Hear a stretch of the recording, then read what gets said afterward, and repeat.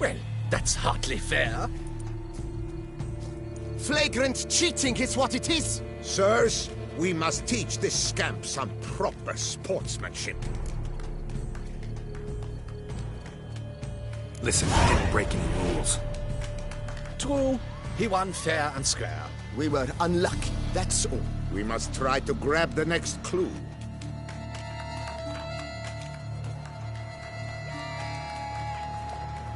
Gardens are huge. Be better off on horseback. Unworthy. Entirely inappropriate behavior. A complete collapse of social norms.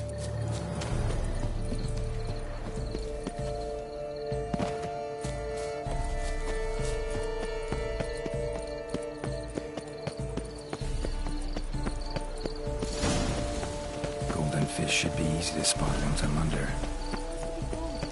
Do you think I don't know? The light, it's positively useless. She can't possibly see it. What? Useless? What the places?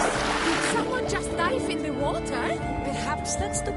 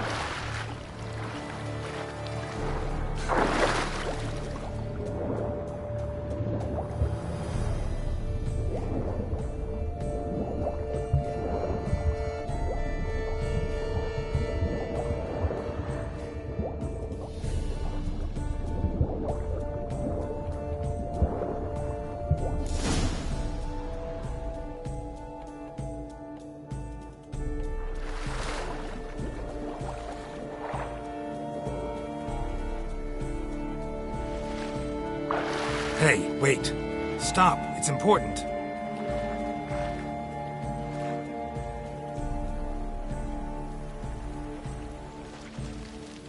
King Cormorant, sire, accept this offering we bring.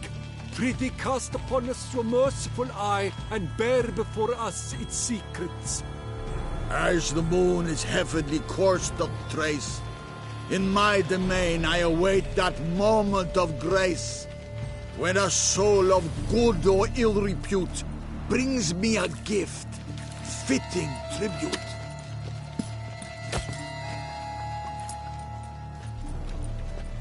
A key.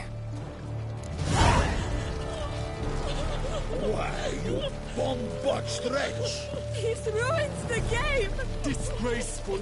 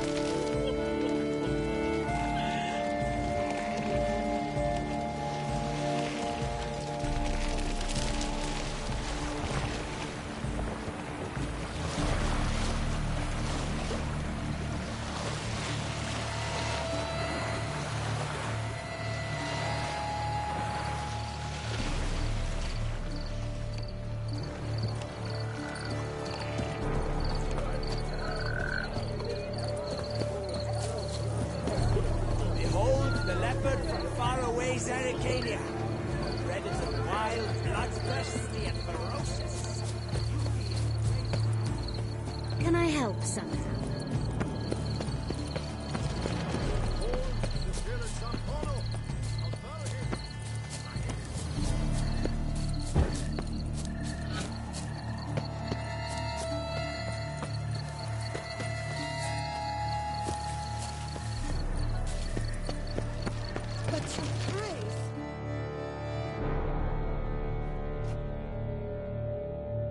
If you please, Your Grace. We do not please.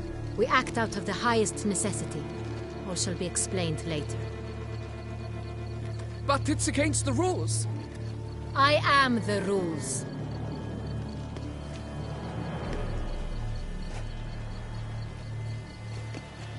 Geralt! At last. Got a key and a clue. And I've another. Show me yours. Who wrote this drivel? I begin like a groan, hollowed out with ease, then end like a mouse, with a head of hard cheese.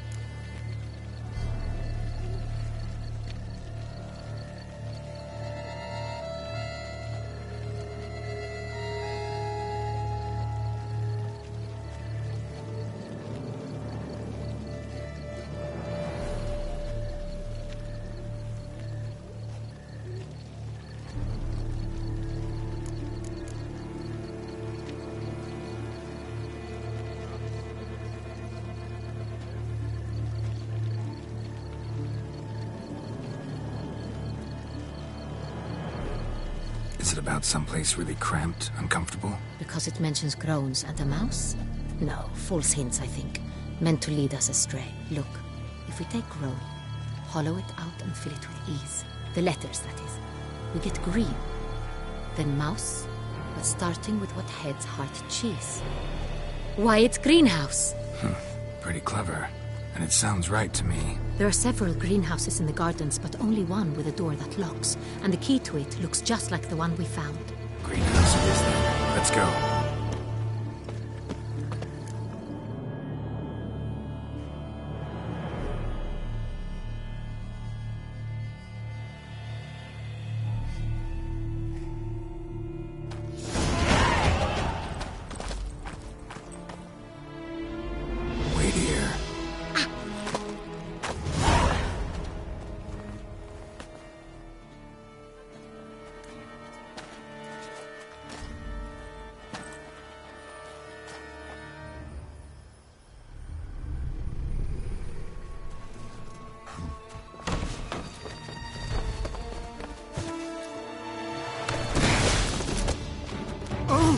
What the butch?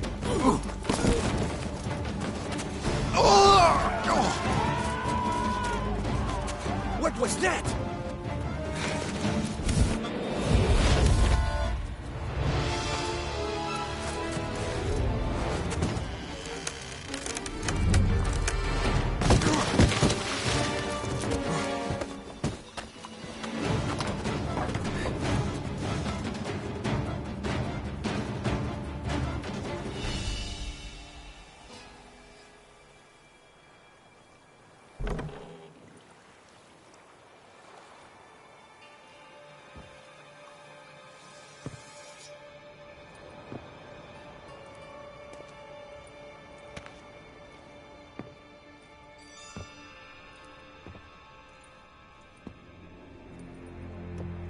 I'm here.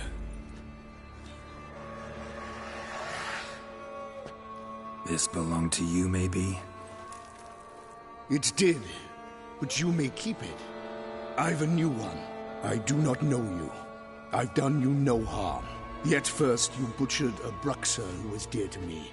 Now you pursue me. Why? You've killed 4 innocent people, at least. And you? How many innocents have you cut down? I don't kill innocents. Murderers, though, you bet. I'll soon be done.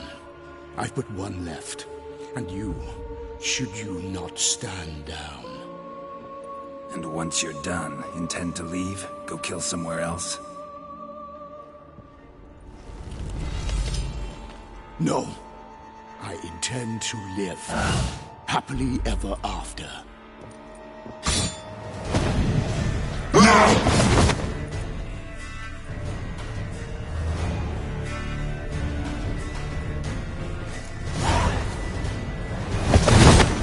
won't let you kill him.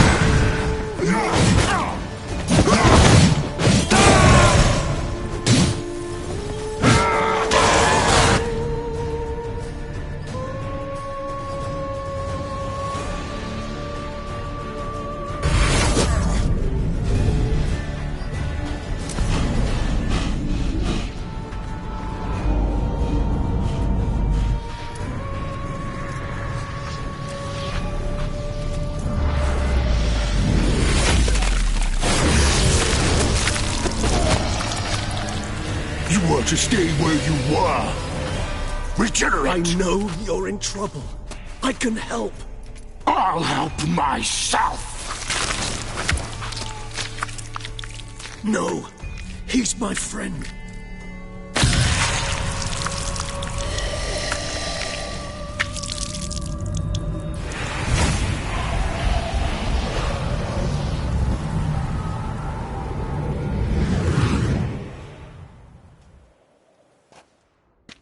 Yes, Geralt, it's me. Regis? You alright? All is well. All's in order. Wounds such as these heal on vampires in moments. But we've not seen one another in ages, my friend. At least in human terms, that is. How's this even possible? Last I saw you... I was a bubbling, shapeless smear, having been rather spectacularly melted into a column of a certain castle. In somewhat better shape now, as you can see. Hardly peak form, mind you, but were I human, folk would think me a demigod, I dare say. I'm sorry. What happened, it was my fault. Never got a chance to apologize. No need, Geralt. Bygones. I did not have to join you on that expedition. No one twisted my arm.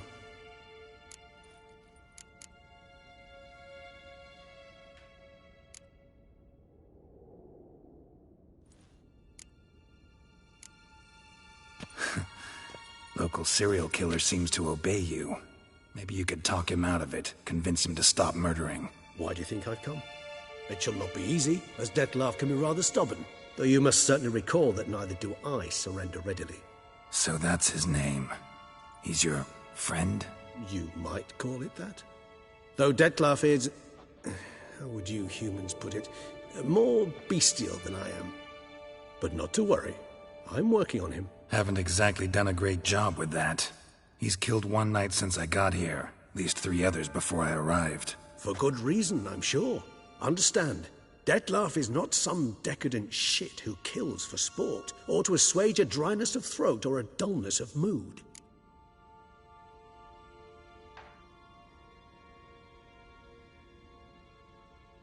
So in your opinion, what are his reasons? Precisely what I wish to find out. And then I will convince him of the error of his ways. Got a lot of faith in the guy.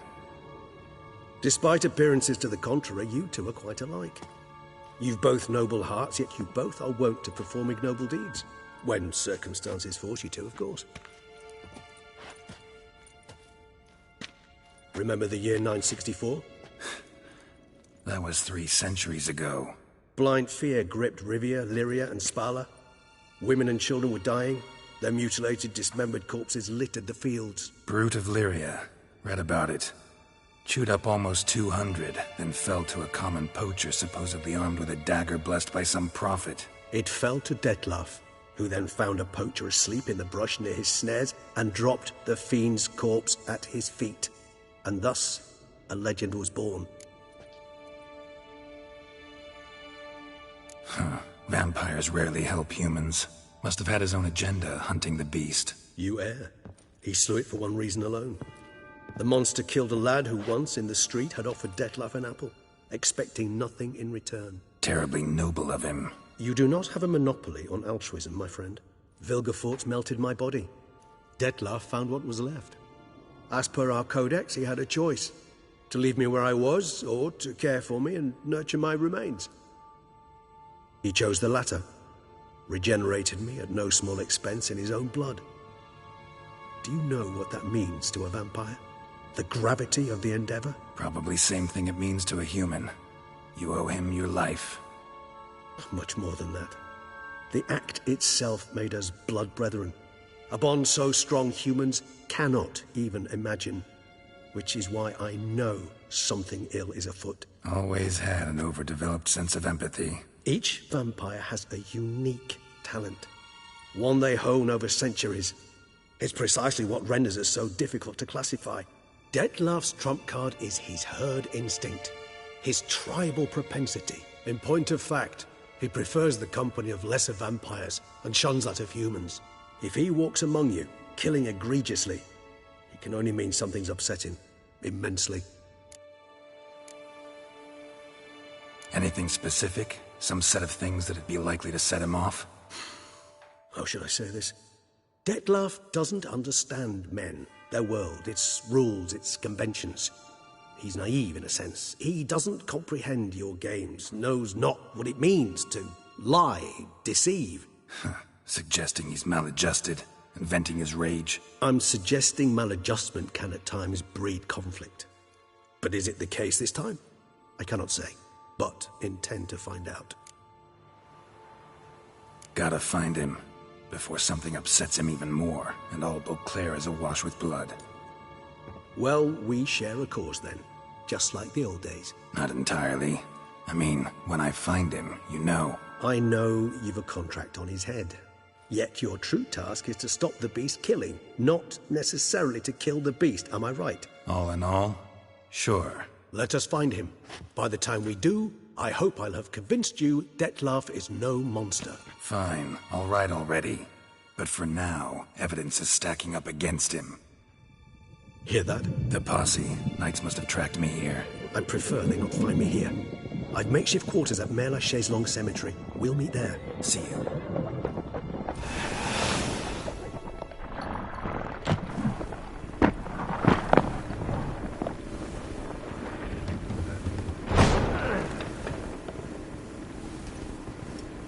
Witcher, we flew here as fast as our courses would carry us. Yet I fear we're late all the same. Pray, where is the beast? Still investigating. About to inspect this site. Withdraw your men before they trample all over the evidence. Sirs, we must let the Witcher do his work. Milton's murder cannot go unavenged.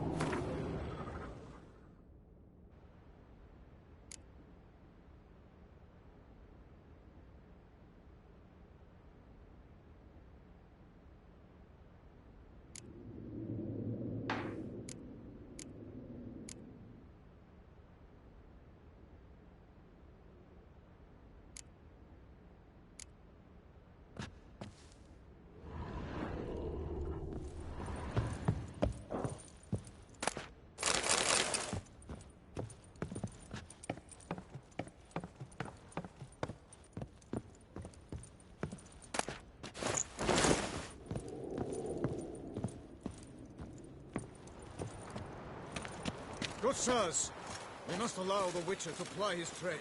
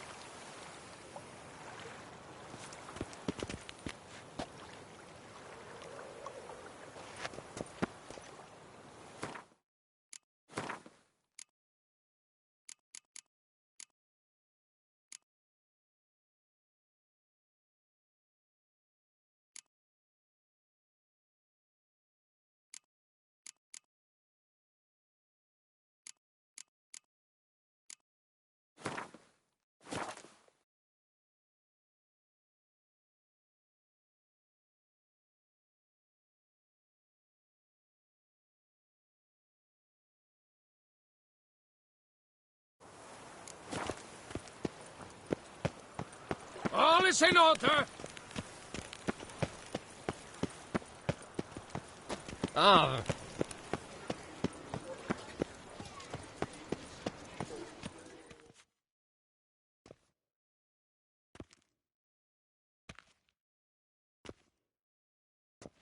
Sir, a letter for you, sir. Letter? Who from? Can't rightly say, sir.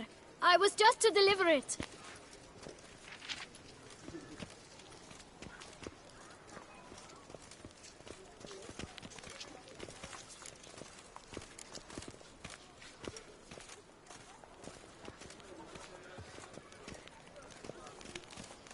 Here. And thanks. No, sir. Thank you. And I truly hope I'll be of service again.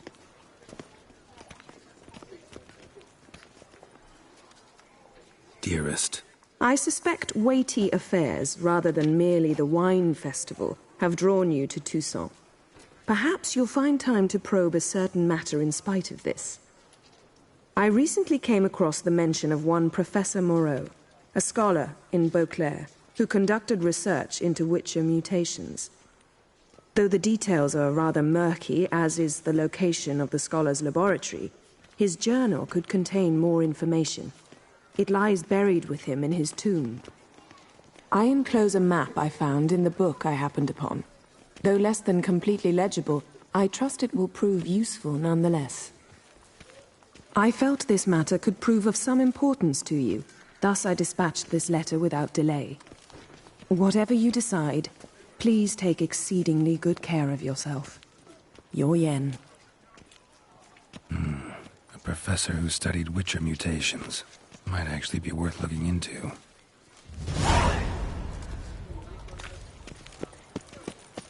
All is in order! What can I do?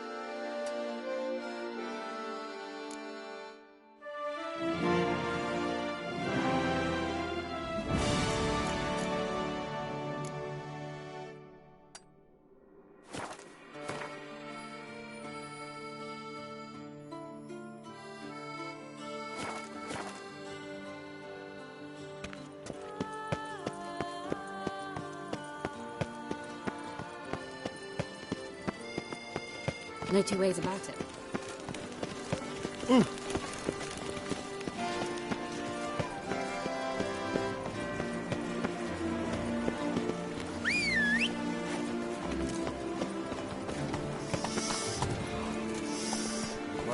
fragrant whiff.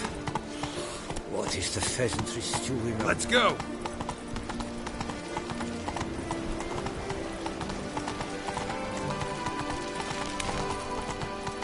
Oh! Around here, it's wine, wine, and more wine. But me, I prefer brandy.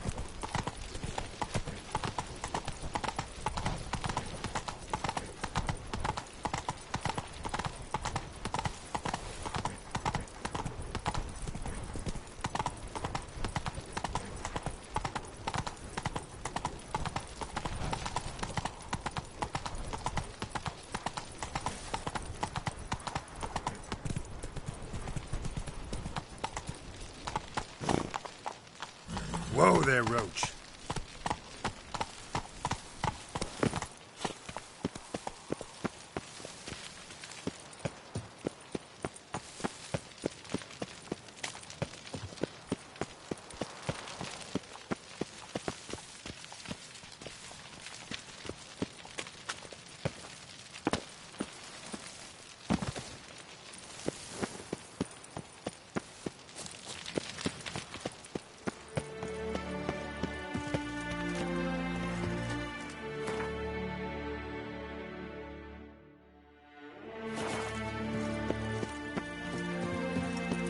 Herald of Rithia, perchance. Long live Duchess Anna Henrietta!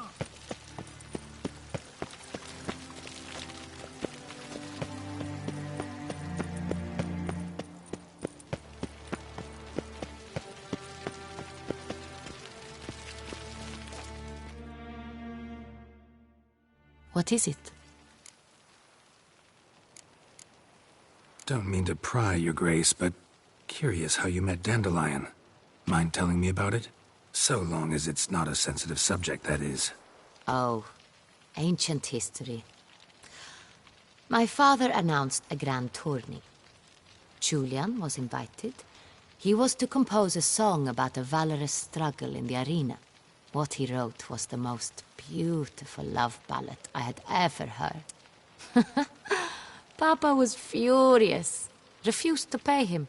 Ballad. About you? Not overtly. I was married to Raymond at the time, after all. I get it.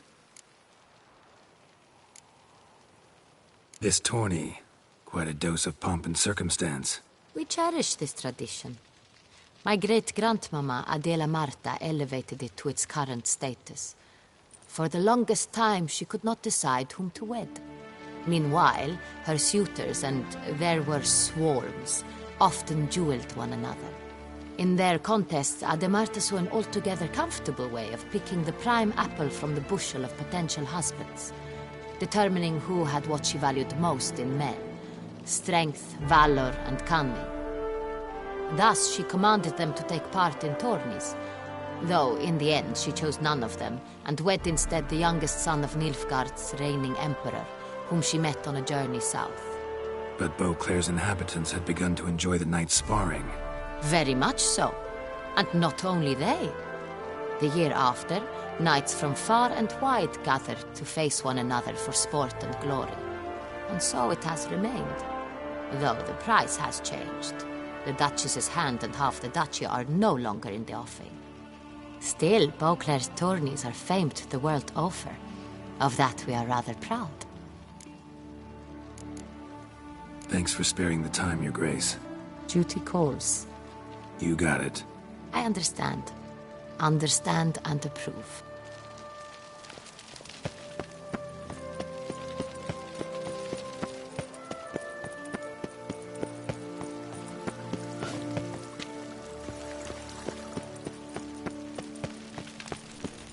Patrolling on an empty stomach. Oof, dreadful.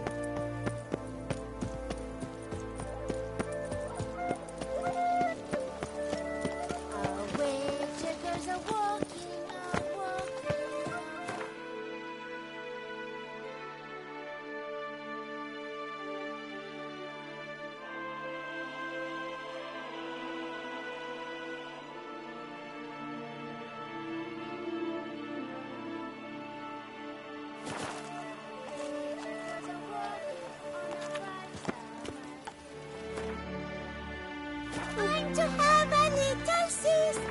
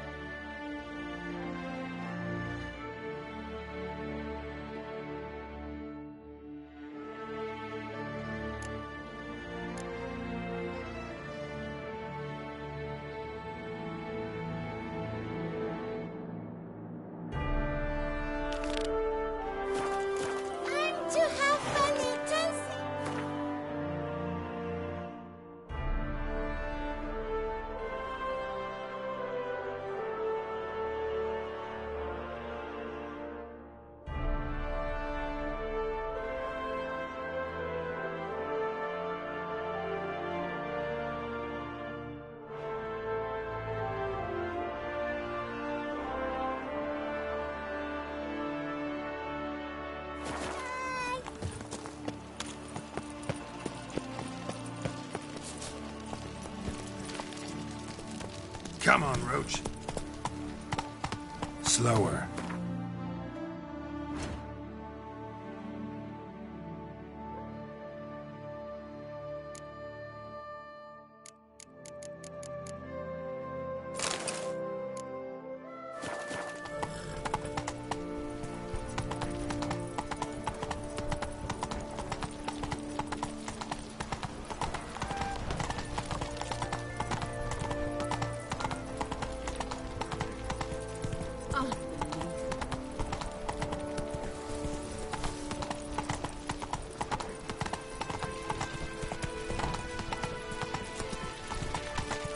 The guard brings peace to our domains. Flout its writ and rot in chains.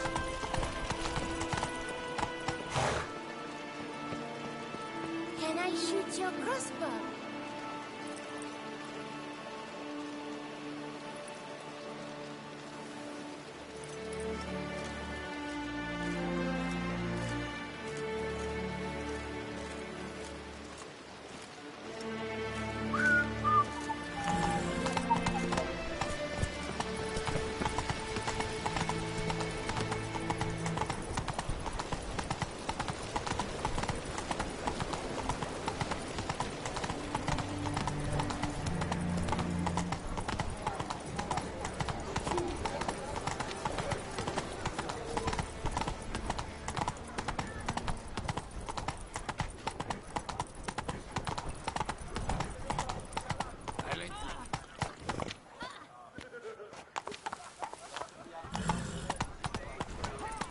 What is they call you?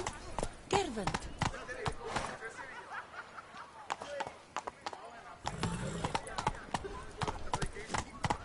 Hey! Don't you step on me!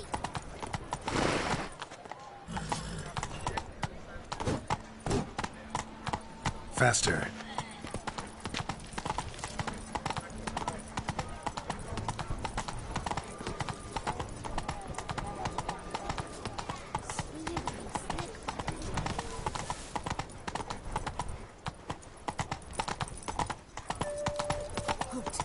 Come on now. One false move and you will regret it. Sir! Come to me, please! Approach! Let's go!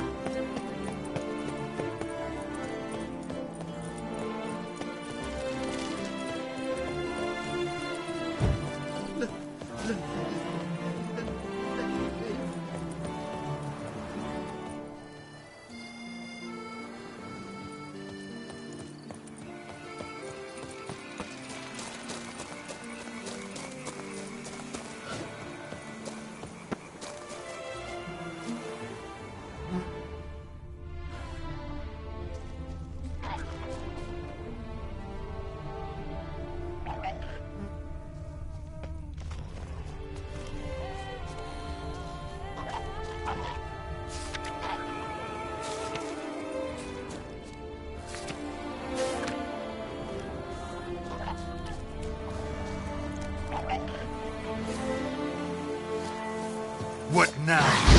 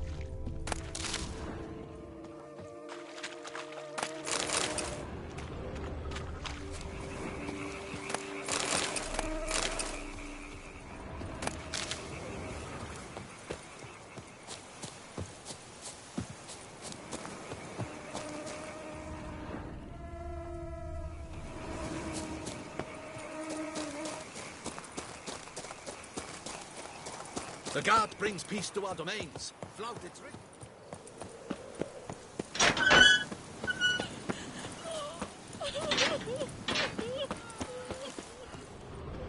I liked you from the start. Every Witcher I've known has been a swell lad.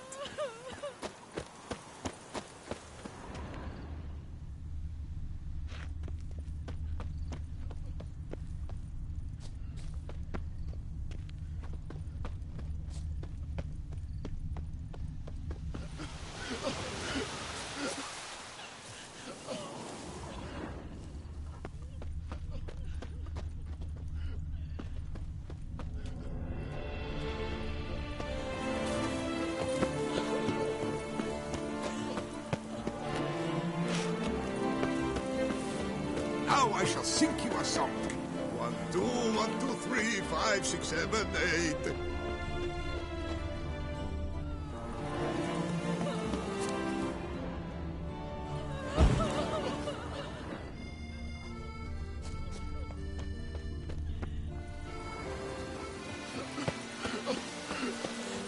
Ah!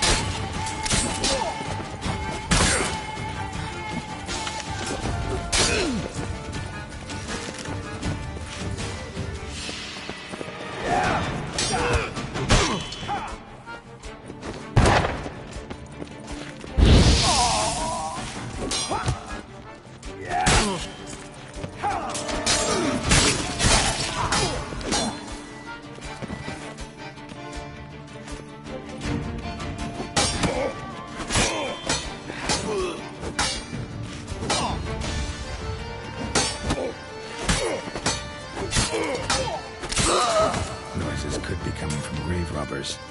Can't know for sure, though. Need to wait till after dusk to confirm.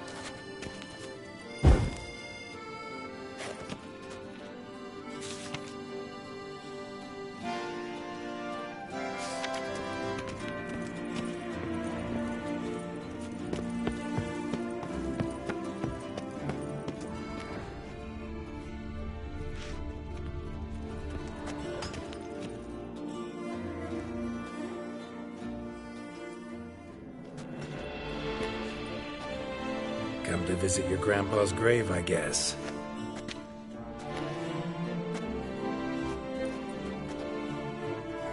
What the poking devils? Who are you? Who sent you? So many questions, so few answers. Blimey, with a plumbing philosopher. Get the smarmy cat diddler, lads. If I only had a crown for every time a bunch like this.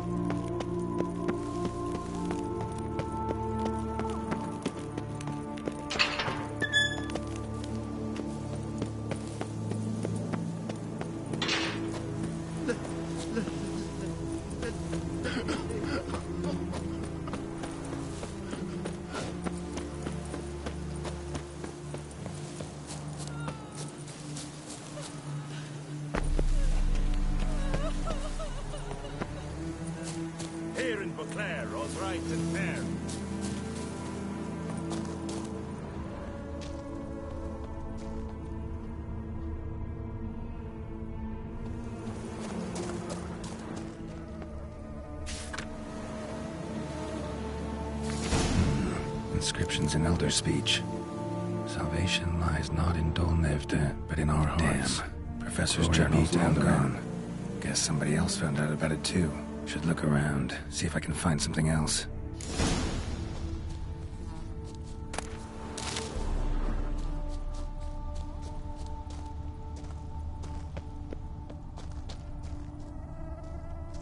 Footprints. Narrow and shallow. Somebody small, light. Woman, maybe? Wonder where they lead.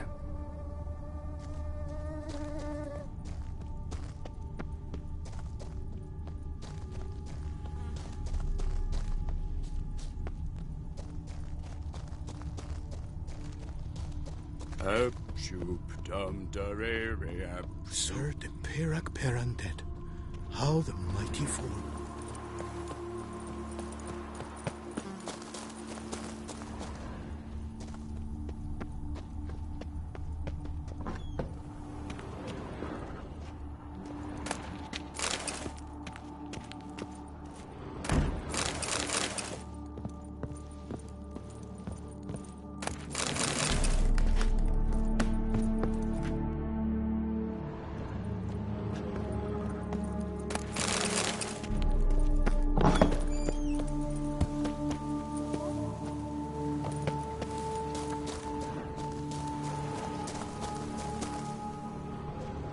Damn it, trail breaks off. Wonder if the grave robber learned more than I did.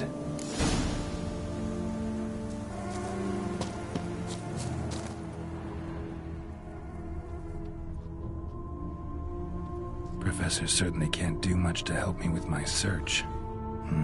Won't learn anything else here. Map Yen sent me will have to do. Also, Epitaph mentioned both Ellerin and Dolnevde, Valley of the Nine.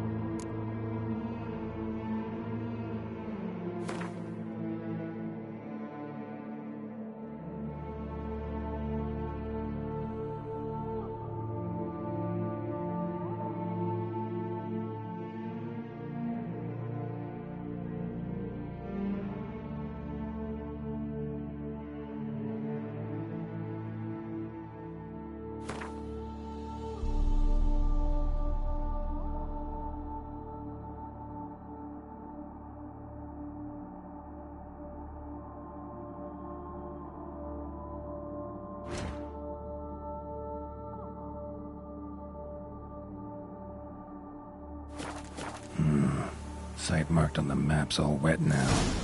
Sans Retour flows through there. Must be where the Valley of the Nile once lay. Need to explore the location.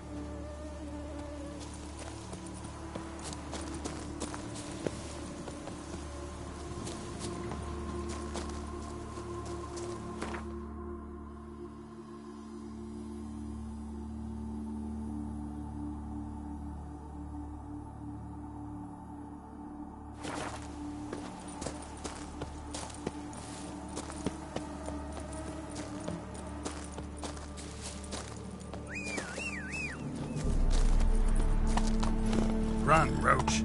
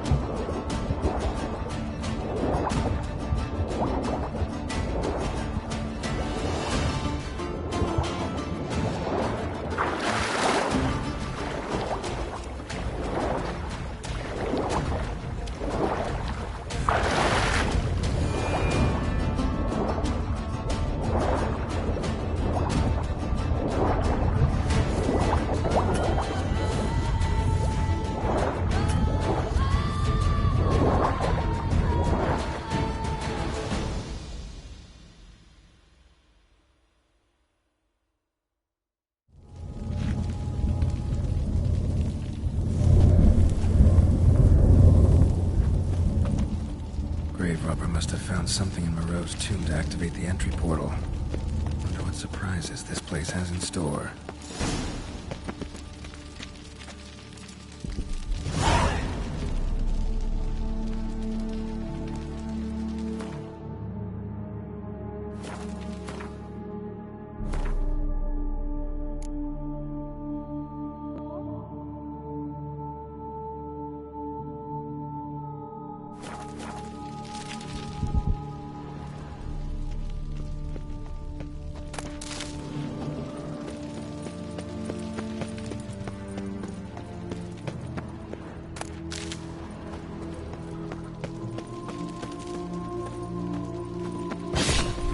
Spikes. Sick sense of humor someone's got.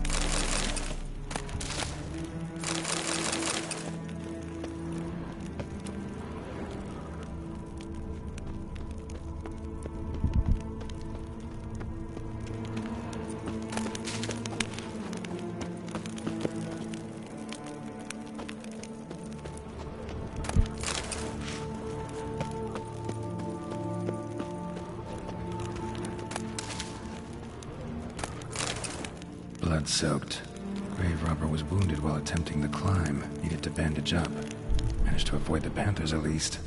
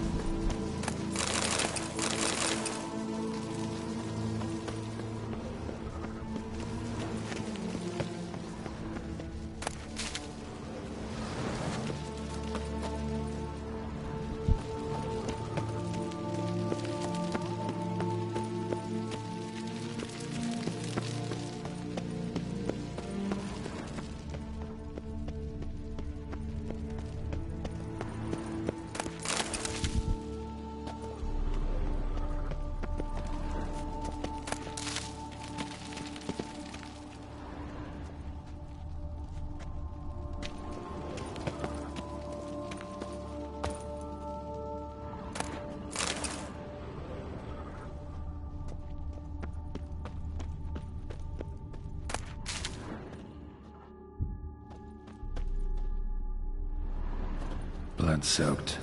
Grave robber was wounded while attempting the climb. Needed to bandage up. Managed to avoid the panthers at least. Blood-soaked. Grave robber was wounded while attempting the climb. Needed to bandage up. Managed to avoid the panthers at least.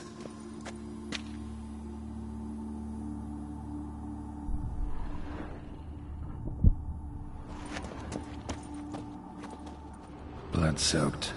Grave robber was wounded while attempting the climb. Needed to bandage up. Managed to avoid the panthers at least.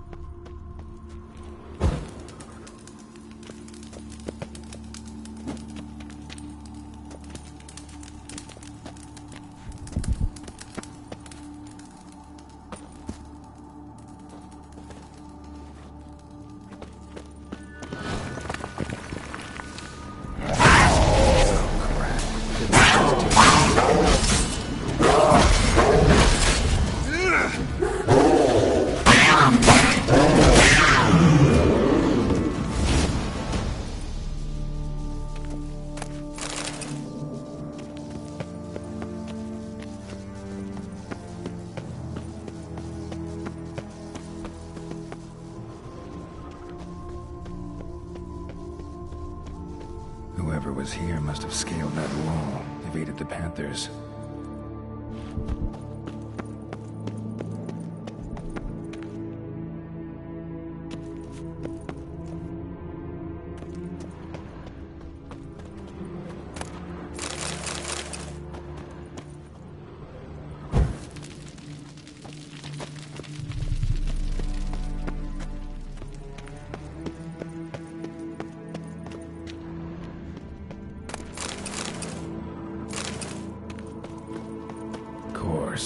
Locked. Notes I found mentioned 4 protruding stones. Gotta press them somehow. Crossbow, maybe? Could try to hit them.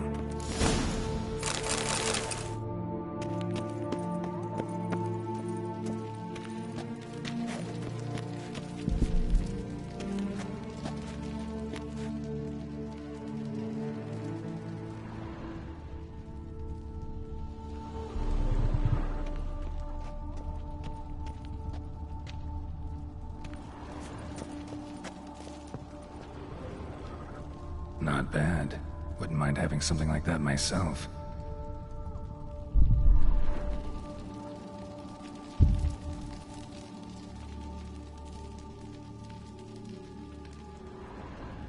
Not bad. Wouldn't mind having something like that myself.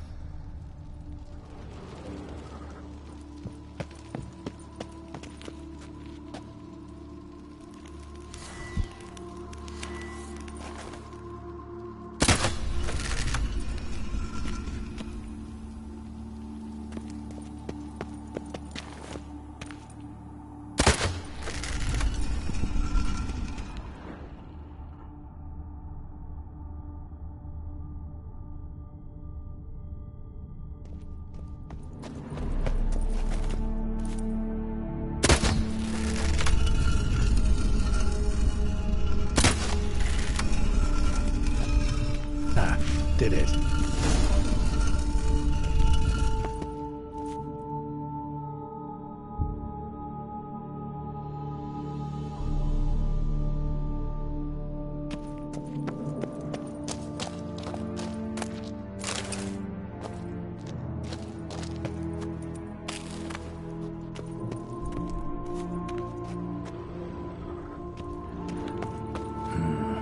Interesting as places go. Seems someone put a lot of thought into its design. Should look around.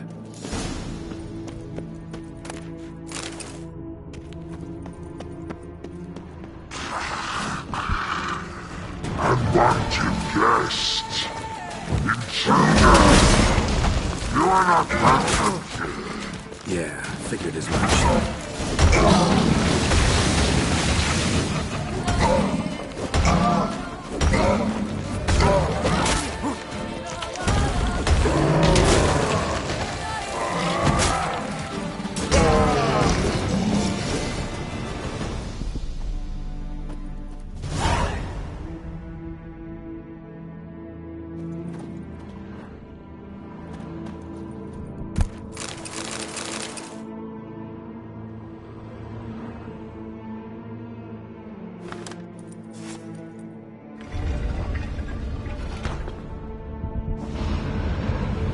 Great.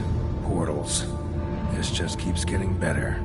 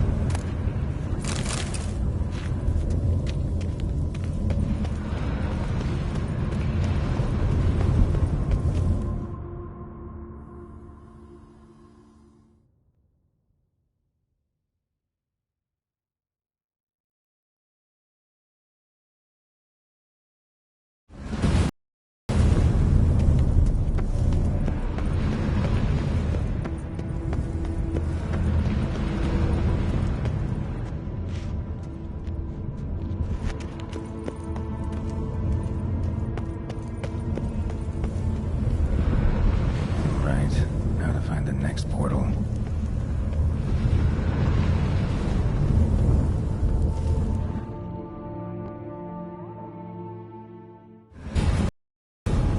Damn it, back where I started.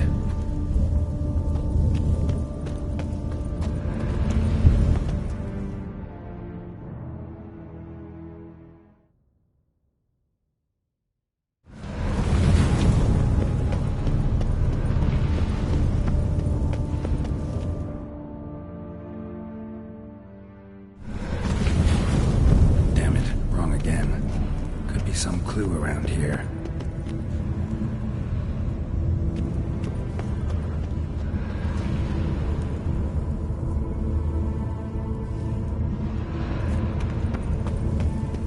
All right, now to find the next portal. All right, now to find the next portal.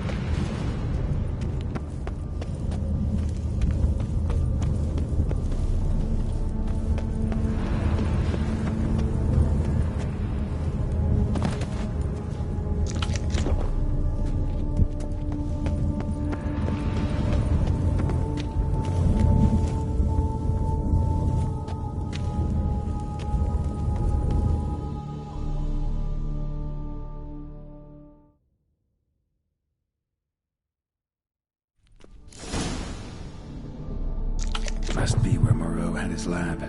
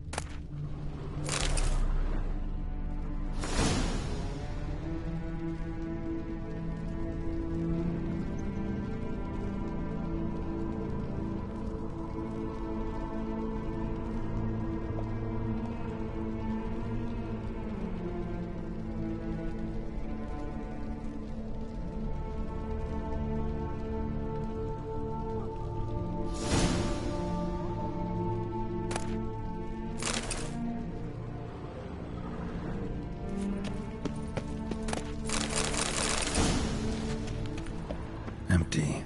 Wonder who was kept in here.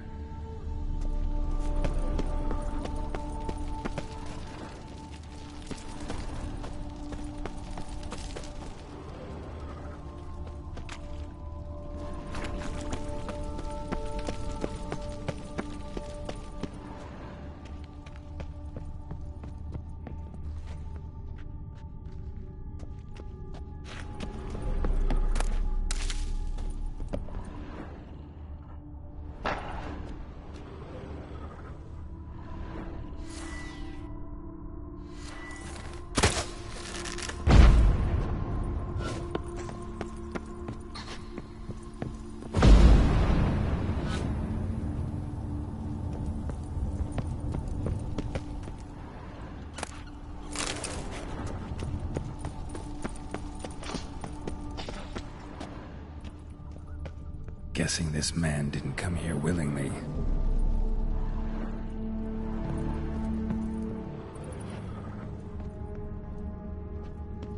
Intriguing as machinery goes, but how do I start it up?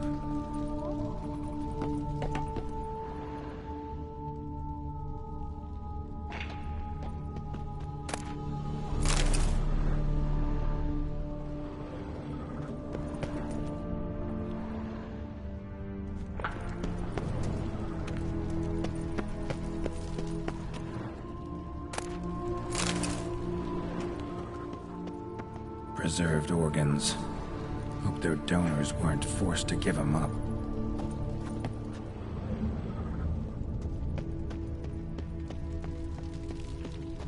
Quite the library. Mostly tomes on mutations and genetics.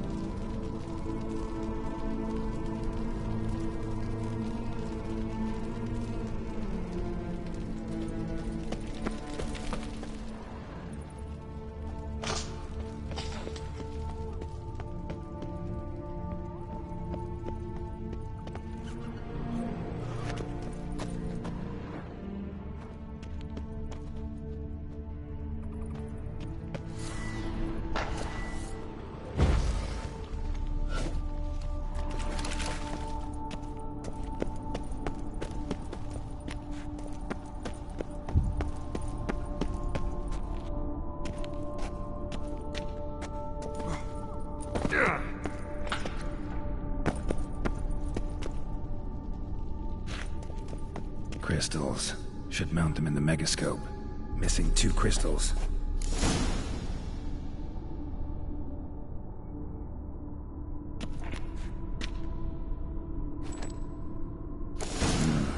This crystal must go here. All crystals in place. Show me what you got.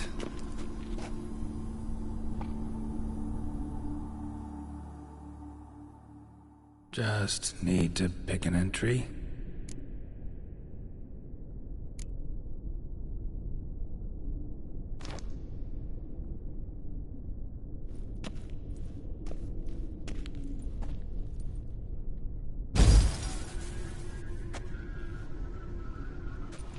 The 18th of Yule, year 1102. Today I begin my great life's endeavor, one greater and more significant than any I have thus far undertaken, for it relates to me personally, to myself and my son. When 15 years passed, a beast of the forest assaulted me. A witcher came to my aid, saved my life. I could not know that for said salvation, I would in the end pay by relinquishing any say as to my own son's fate. Had I the skill to turn back time, I would have done so, and perished rather than surrender to the Witchers my only son. But as it was, on the day when Jerome was taken, I swore an oath on my honor that I would recover my son. Today, following years of research and preparation, I have at last devised a device that allows me to study mutations. If the gods in their goodness grant me but a bit of favor, I shall find a way to reverse said mutations and restore Jerome to a normal life. So, Professor wasn't out to enhance Witcher mutations, wanted to reverse them. Wonder if he managed, and if there's anything in it for me.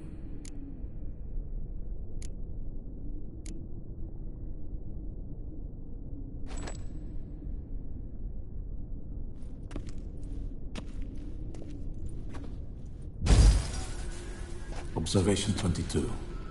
Despite applying a surfeit of toxic substances, significantly more than usual, the subject displayed no symptoms of overdosing. I believe this to be an effect of the mutations. Thus, a minor success. This mutation should allow Jerome better to tolerate toxicity.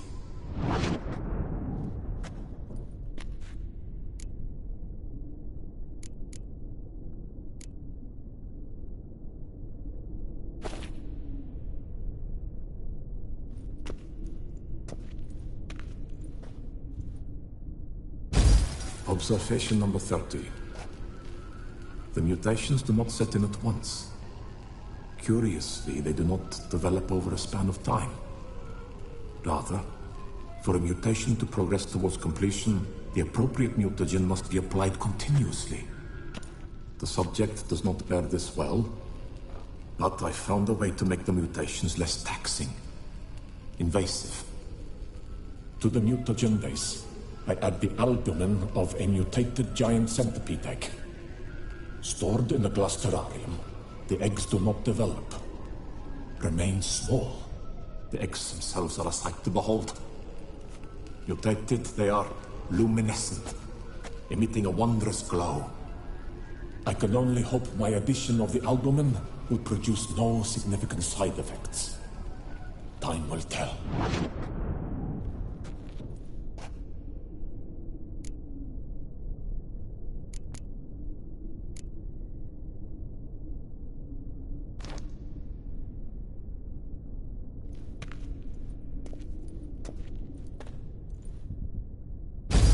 Observation number 30.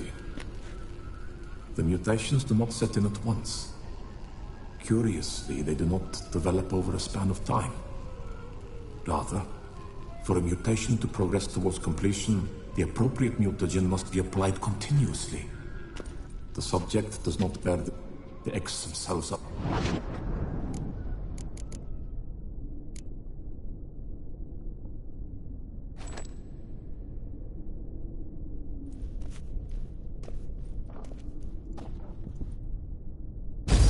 Observation 58. Sometimes failure is the catalyst for success. I've discovered a method by which one type of mutagen may be transmuted into another through the addition of certain ingredients. This is a great day for science.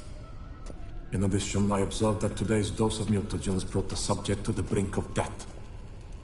He then suddenly awoke, revived, his strength renewed.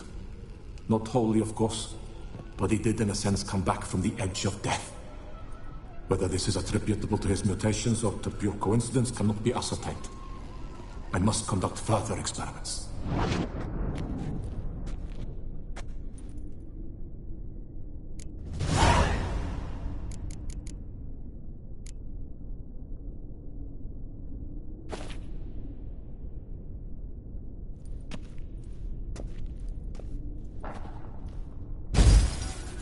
Years of experiments, research, sacrifice, all for naught.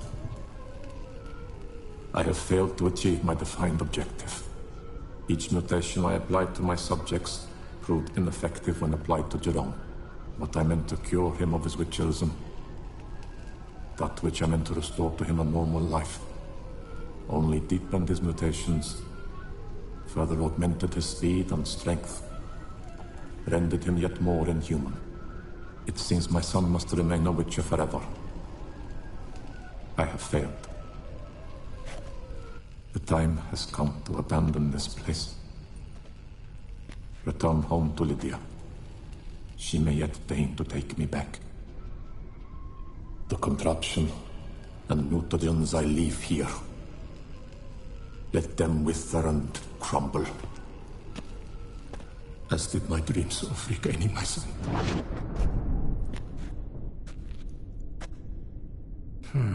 So the professor wanted to reverse the mutation's effects.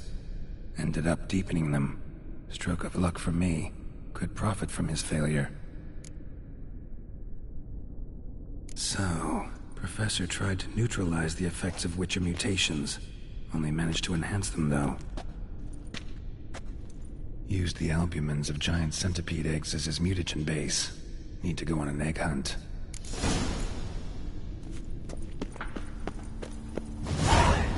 Intriguing as machinery goes, but how do I start it up?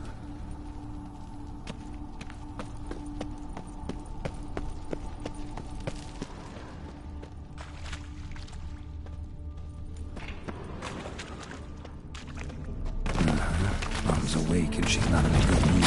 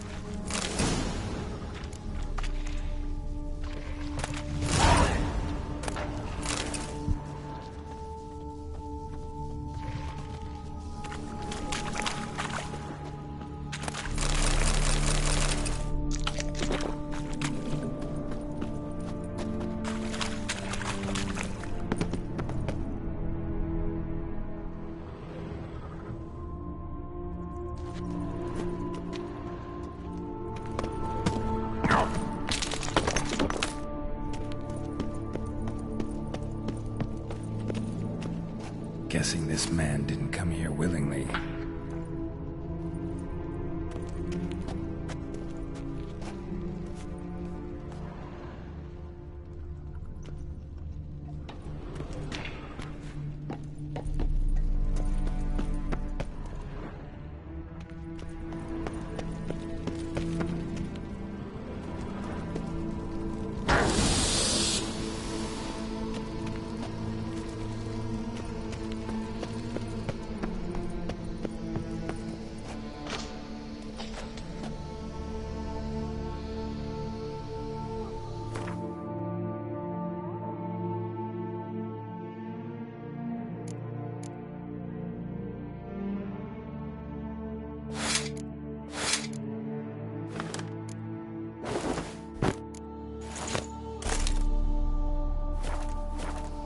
Intriguing as machinery goes, mutagens now boy started as they did on his son.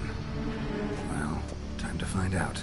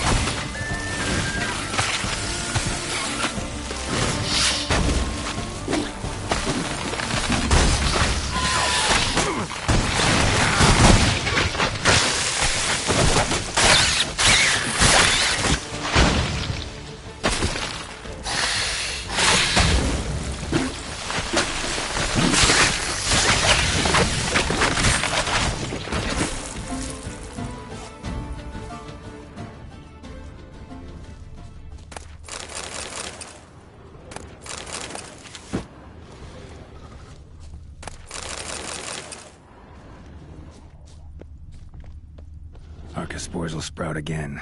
Should destroy the area if I want to get rid of them for good.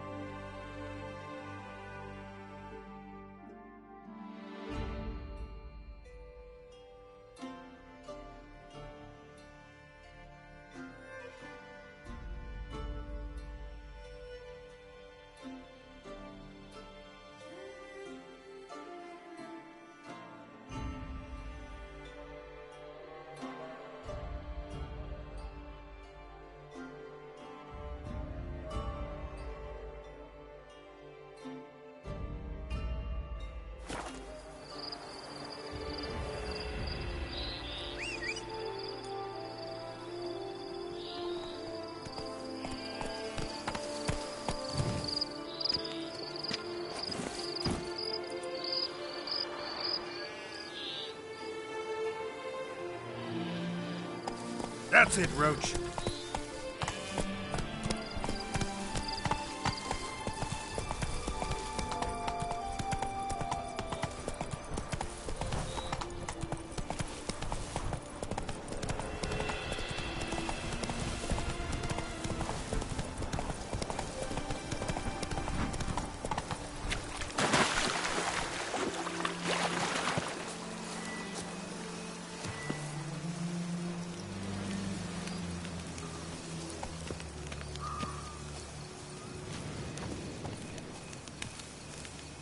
Show me what you got.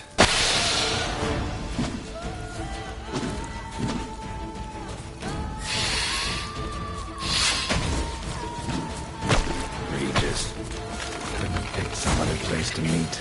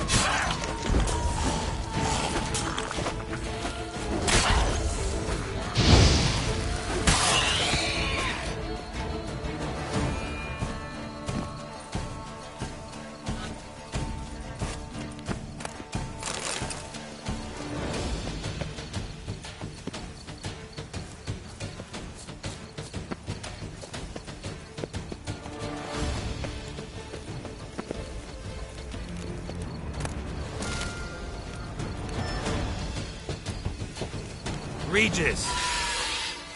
Damn it. Locked. No way I got the place wrong. This is it. Gotta be another way in around here.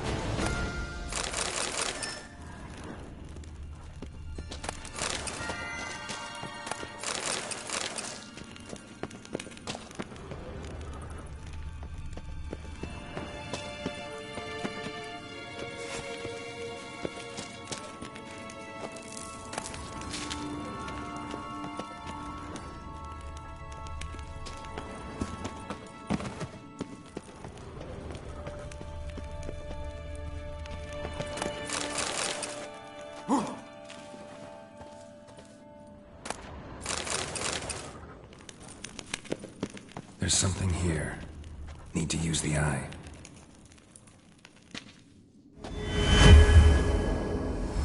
Interesting.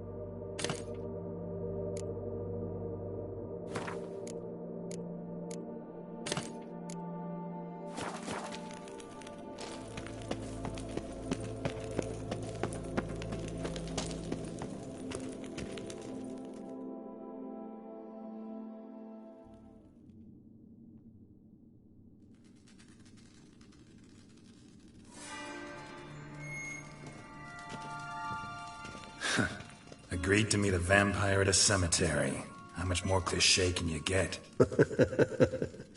Nothing comes readily to mind. Could have left the door unlatched. What of my privacy? I value it rather deeply. Unmolested, especially by unwanted guests, that's my preferred state. Besides, I knew you'd find a way to get in. True enough. Need to find your friend. I'm hoping you'll agree to help. I shall do whatever's in my power. Yet what you want or even need must matter little.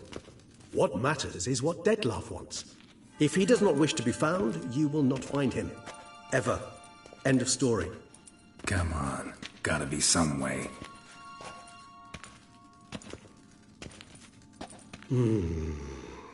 Vampires can evade detection by the senses, and no divination magic works on us.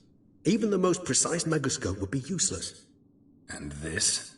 Could this help? Wherever did you get that? Off one of the beast's victims, found by a bend in the river. Body was chopped in pieces. 3 of those pieces were hands. Hand with the ring seemed the odd one out. Abruxa had taken an interest in it.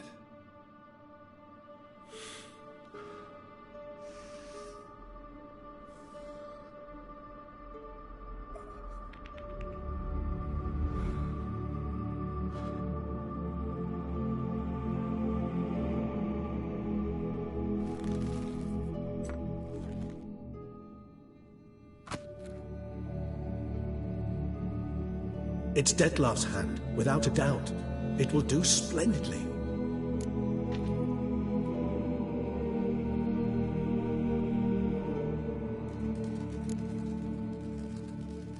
Ring's pretty intriguing. Made of no metal I've ever seen. And the ornamentation. It comes from our home, where we lived before the conjunction of spheres. It's actually mine. I received it from a dear old friend. You might call him a humanist. He saw us vampires as guests here, Guests who owe their hosts, meaning you humans and the elder races, respect. Respect?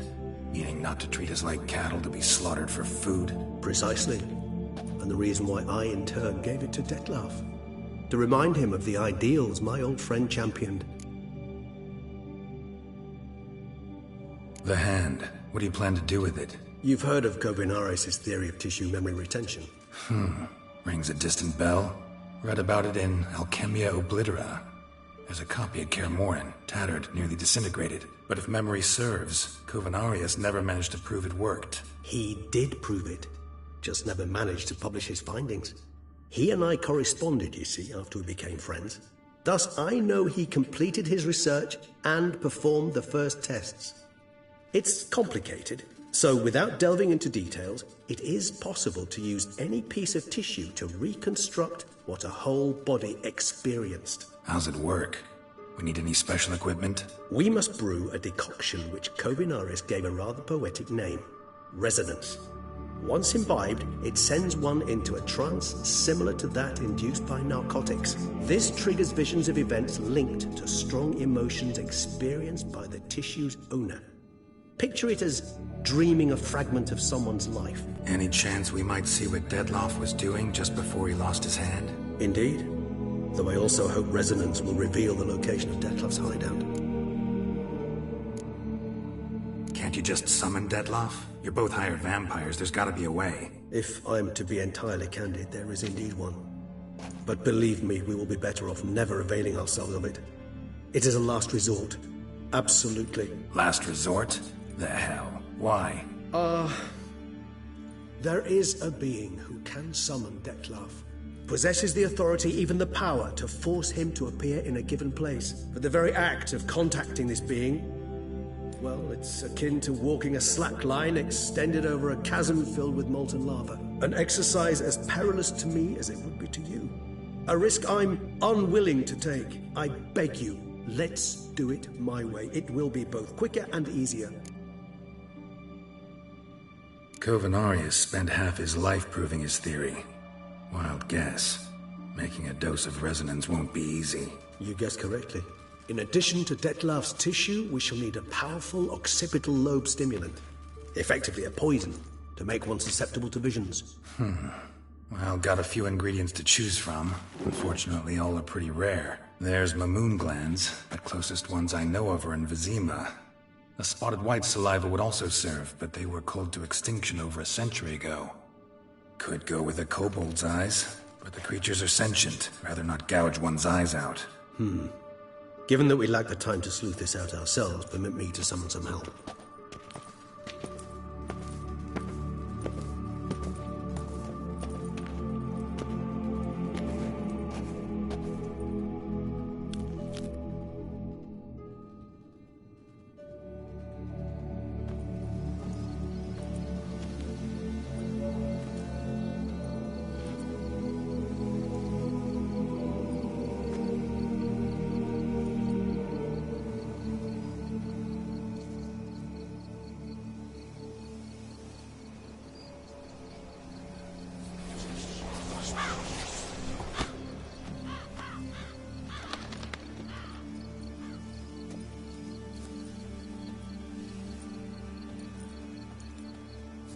What was that? A raven? Rather a common sight at this latitude. Very intelligent fowl. I asked him to look for the creatures you mentioned. Him and his brethren. Perhaps they'll find one in the area, and I would hazard that a flock of ravens will spy any said creature faster than a solitary witcher would.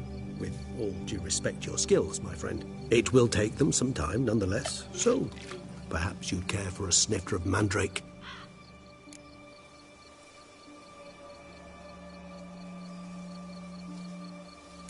Rarely say no to a snifter. Sadly, this is but a weak infusion rather than a proper distillate. Even better. I remember your mandrake hooch.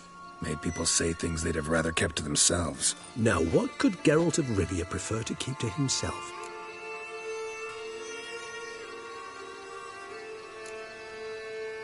So, think you've set a nice little trap for me?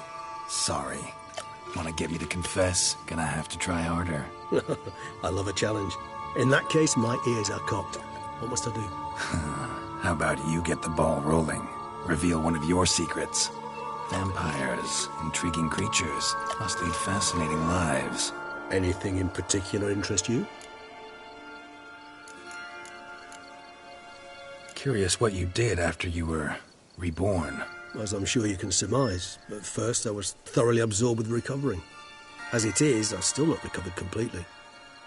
Yet I was so weak the first year that I could not stand or move on my own. Detlef bore my weakness bravely, showed great patience. If not for him, I wouldn't be here, and I'd have regenerated far slower. Once I could at last stand unassisted, I set off for Bruges, for my one-time home of Dillingen. There I led the peaceful life of a rural healer and surgeon, enjoying my neighbours' respect and, in fact, constituting the exact opposite of the monstrous vampire the populace imagines. Bruges, you say? Rebirth make you sentimental? Perhaps a dash. But what of you? Where have you been? Ever find your Cyrilla? Back then, yeah. But we parted again soon after. And when the time was ripe, she came back, defeated the Wild Hunt together. Ooh. Seems I certainly missed quite a bit while I was absent. True enough. But it's a conversation we'll have another time. Need to know more about you now.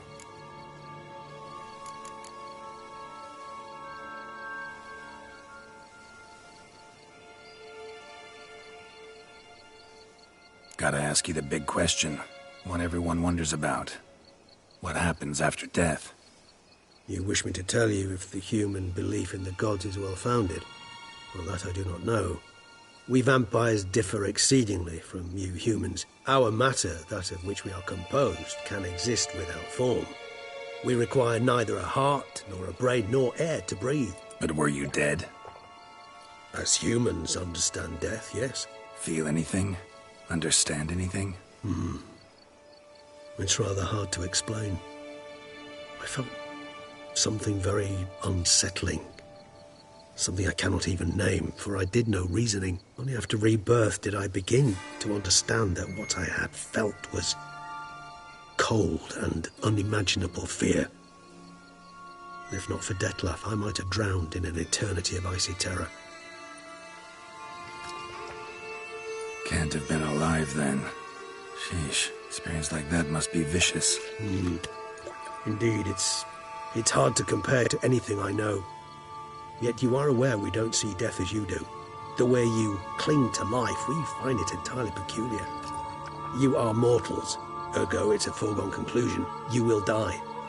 It's but a question of time. Thus, I often find myself wondering why you try so very hard. To die at 20 years, 40, even 100, what's the difference? They're all but the blink of an eye. Depends on your point of view. Man who's got 1,000,000 crowns to spend can't possibly understand one who's only got 20. Very true. One's outlook can indeed change much. Got a new life, a new body. That give you a new start, blank slate? Starting all anew is a very broad concept. What exactly do you mean? Your blood addiction, say. Wondering if your body's the same, if it still remembers. Maybe if you drank now, you wouldn't get hooked. All addictions are a form of slavery. Re-addiction's not a risk I'm willing to take, just to test a hypothesis about corporeal regeneration and whether propensities carry over. Fair enough.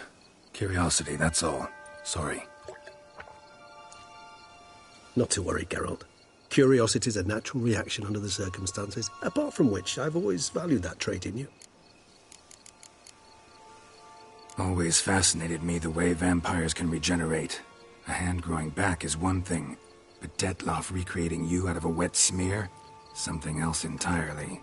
A difficult and laborious process, but one that's possible, as my presence proves. But I've heard you too had quite the adventure.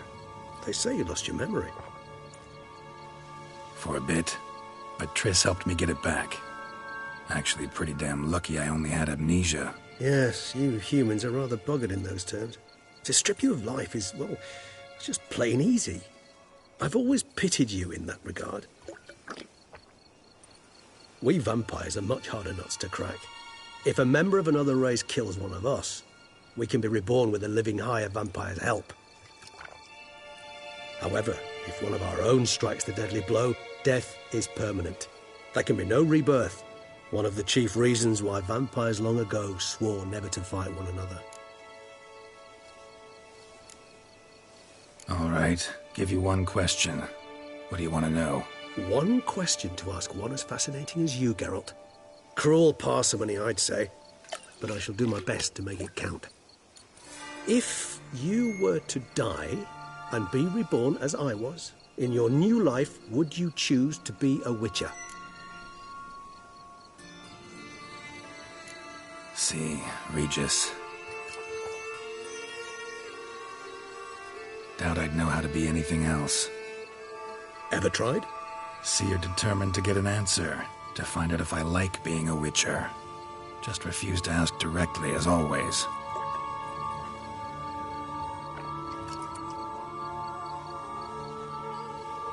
I like being on the path. I like picking up a lead, a trail. I like the tension right before a fight. And nothing gets my adrenaline flowing like battling a beast.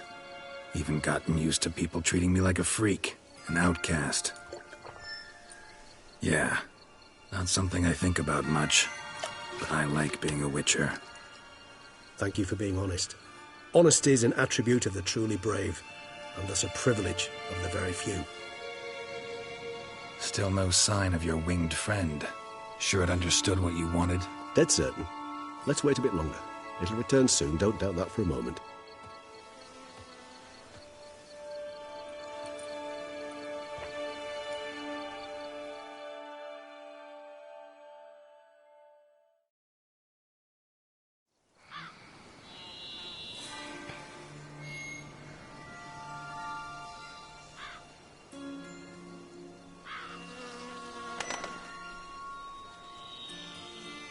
Ever vigilant, even in his sleep.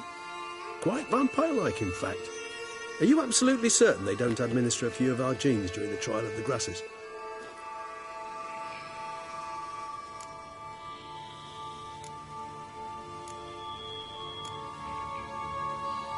Appreciate the compliment. Got something for me? You were right. No kobolds or mamoons for miles around. Knew it. Allow me to finish. You see, there's this spotted white. It haunts an abandoned residence in the Caraberta woods. Impossible. My brethren hunted down every last spotted white before I was born. Then it seems you must revise your knowledge of spotted whites.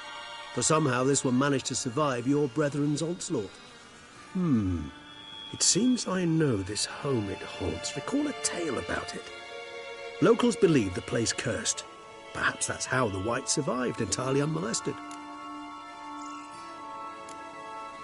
Whites rarely appear in the woods, even less likely to find them in abandoned human homes. They inhabit remote wildernesses, old abandoned cemeteries. What's your point? This might not be a spotted white after all. Your little helper might have made a mistake. I sincerely doubt it. Ravens are devilishly intelligent creatures, and they've highly developed observational skills. What exactly did they observe? The area around the estate. It's covered in spoons. Spoons? Spare me the skeptical smile. I'm but the bearer of this news. Or perhaps this spotted white is a hoarder. Or the spoons are somehow related to the curse. Know anything else about this curse? I don't recall much in particular. Really don't attach much importance to such things. It was mentioned to me as an anecdote, no more. Come on, search your memory. Something, anything could be important. I believe it had a relation to hunger, or, perhaps greed, rapacity. Someone was punished for something... Textbook definition of a curse, pretty much. Sorry, Geralt, I try not to clutter my mind with the details of every far-fetched tale I happen to hear. What are your thoughts? A specimen of a species thought long extinct, and a curse, in one place. That a coincidence, or are they related? Ah, professional curiosity. Personally, I've nothing against you delving into this dilemma, but please remember we need the white's saliva. Nothing beyond that. Let's do this. Start making your decoction while I go get some saliva from that white. Uses it in its brews. If you imagine the white, we'll simply sell you some. Worst case scenario, I'll bring you its salivary glands. They ought to do as well. For a moment there, I imagined you asking the white to spit into a vial. Quite amusing as a thought, but the salivary glands will do fine indeed. So, see you later. Yes, till later. I shall start by perusing some tomes. Tomes? Thought you were gonna make this decoction. We require one last ingredient. Alas, obtaining it could prove a trifle toilsome. Thus, I hope to identify a suitable alternative. All right. Good luck. And to you, my friend.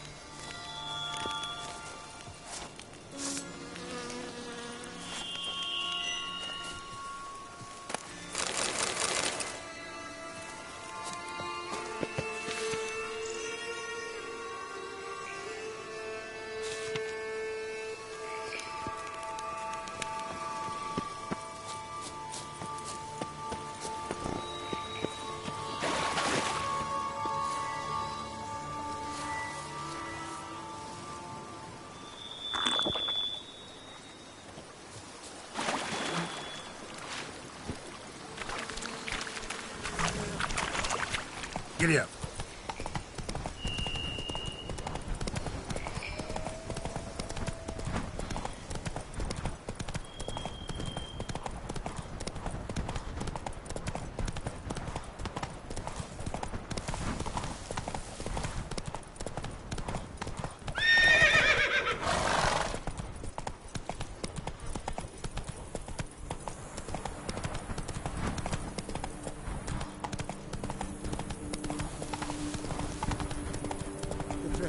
Bandages.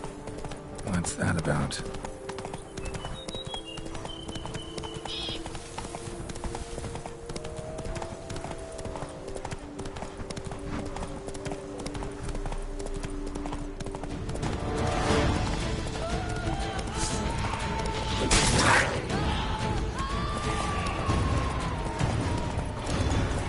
Our guests.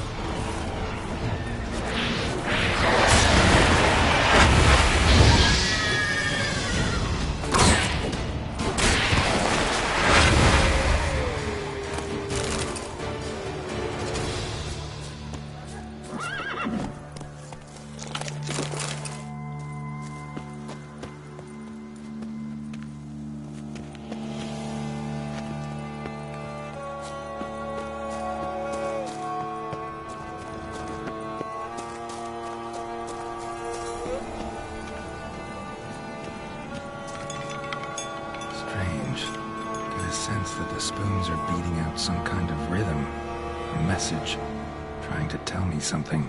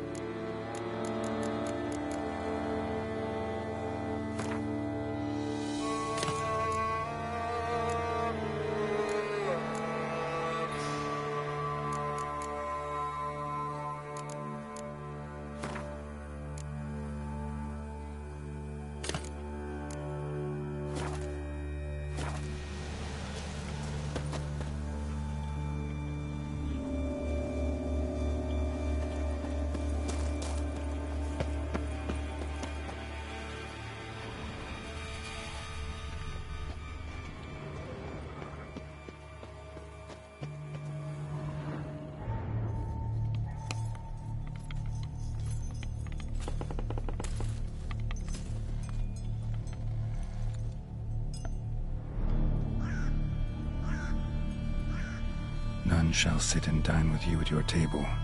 No spoon you have shall sate you. Never again shall you wish to spy your reflection in the mirror. Sounds like a curse, all right.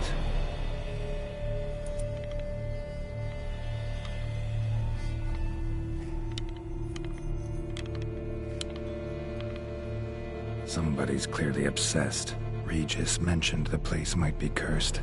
Can't be a coincidence. Need to look around.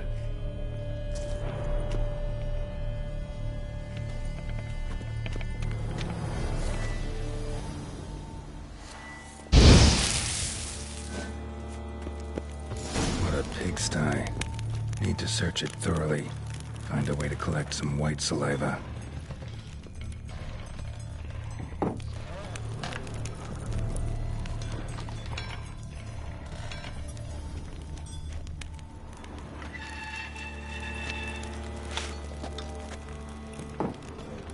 Spoon's incredible. The craftsmanship must have graced a rich man's table.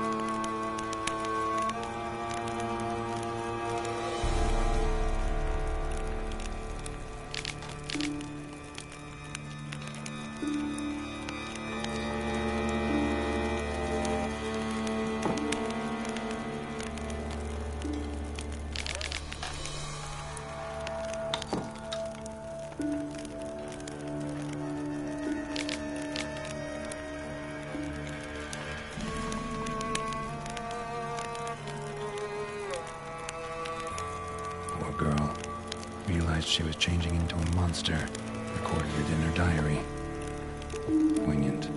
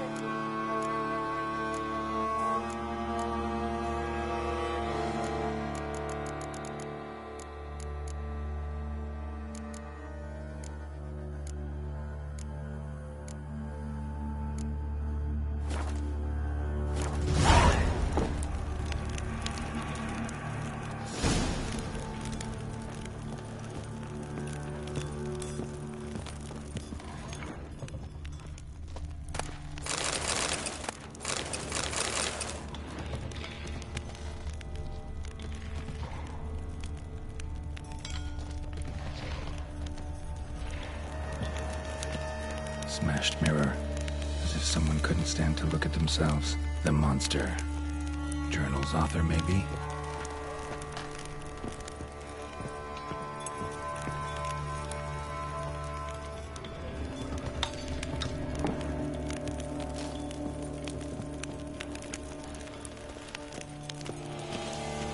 No spoon you have shall sate you. Whatever lives here treated that literally. Still searching for the right spoon. White's obsessed. Real collector. Thoroughbred.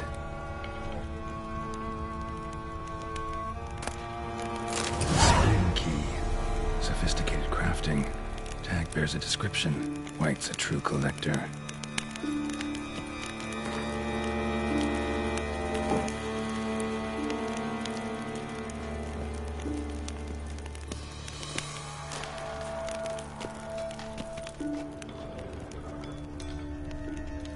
Spoon. Pretty ordinary. Maybe a little old. None shall sit and dine with you at your table. No spoon you have shall sate you. Never again shall you wish to spy your reflection in the mirror.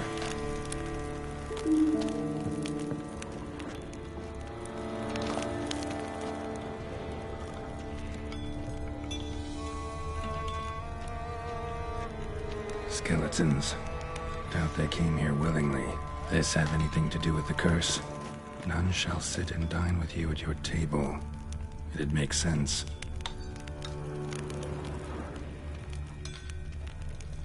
No claw or fang marks. Probably choked to death. None shall sit and dine with you at your table. No spoon you have shall sate you. Never again shall you wish to spy your reflection in the mirror. Broken neck. Indentation in the skull's lateral surface. Smacked in the head with something heavy. Right arm bit right off. Teeth all knocked out. Somebody tried to force feed him.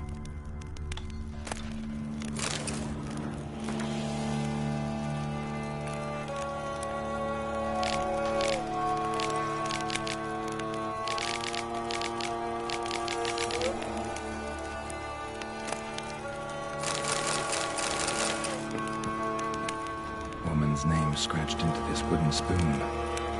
Romantic.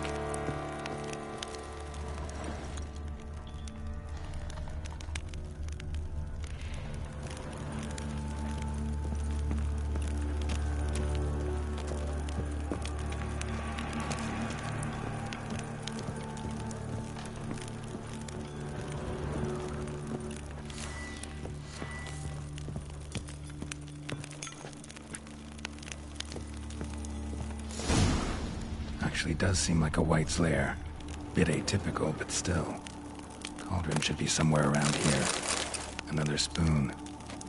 Yep, just as normal as the last one. White's obsessed. Real collector. Thoroughbred.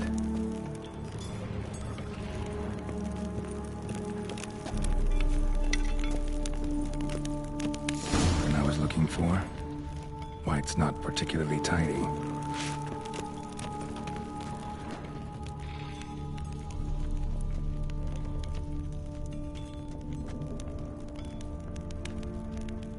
Spoon. Pretty ordinary. Maybe a little old.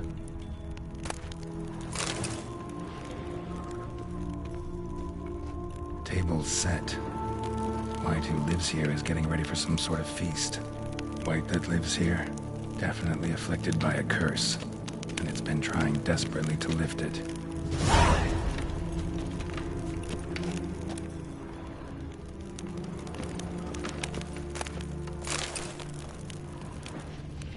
Another spoon. Yep, just as normal as the last one.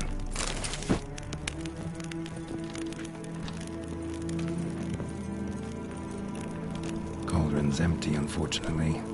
We just need some brew. Afraid he won't get that. No choice but to hide and wait for the saliva glands and their bearer.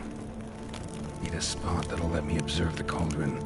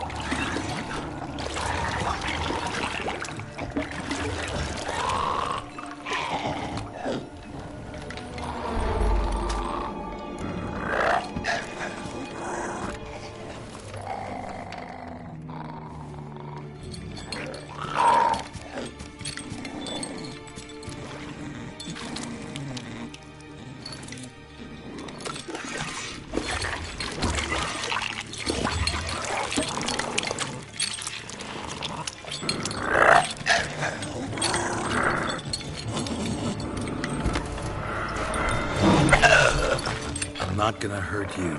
Wanna help? I've seen the words of the curse on the walls. Think I know how to lift it.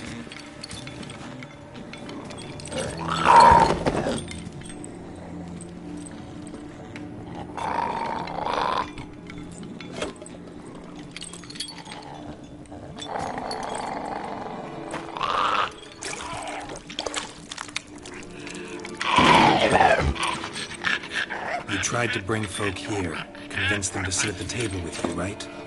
Well, I'm gonna be your guest now. Your willing guest.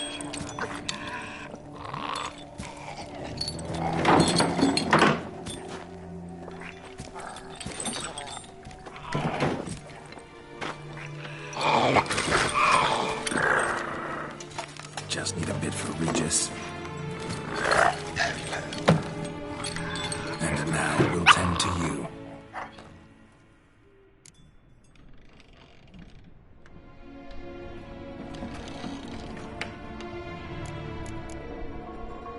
Need to get this right. Words of the curse were, none shall sit and dine with you at your table. No spoon you have shall sate you. Never again shall you wish to spy your reflection in the mirror.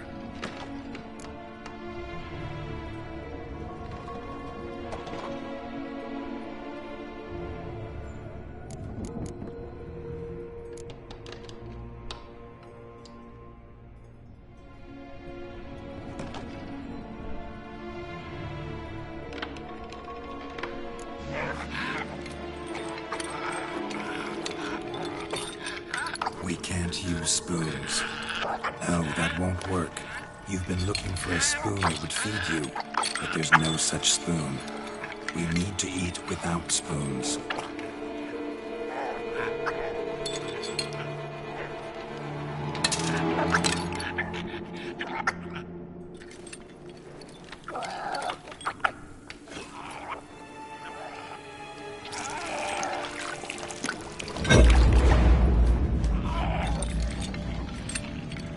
Open your eyes. You need to see your likeness.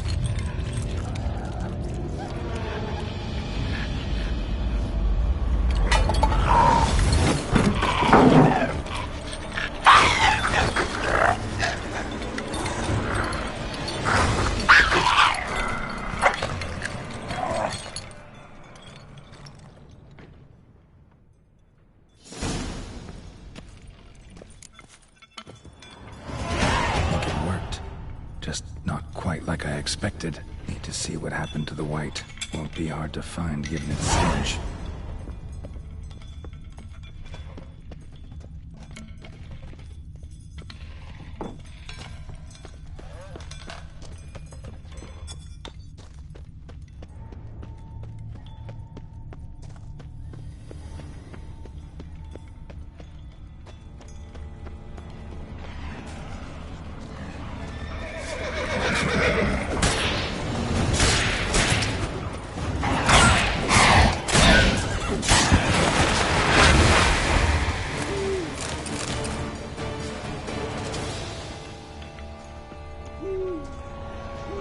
That stench.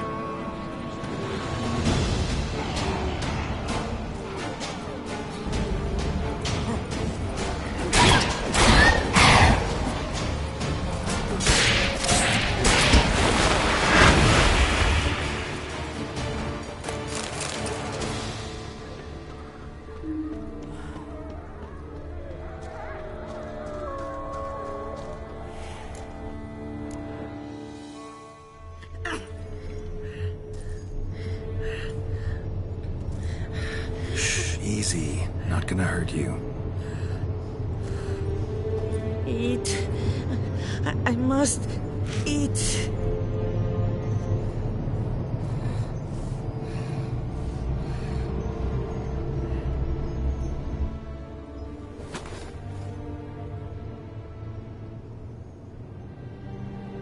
I'll take you someplace safe.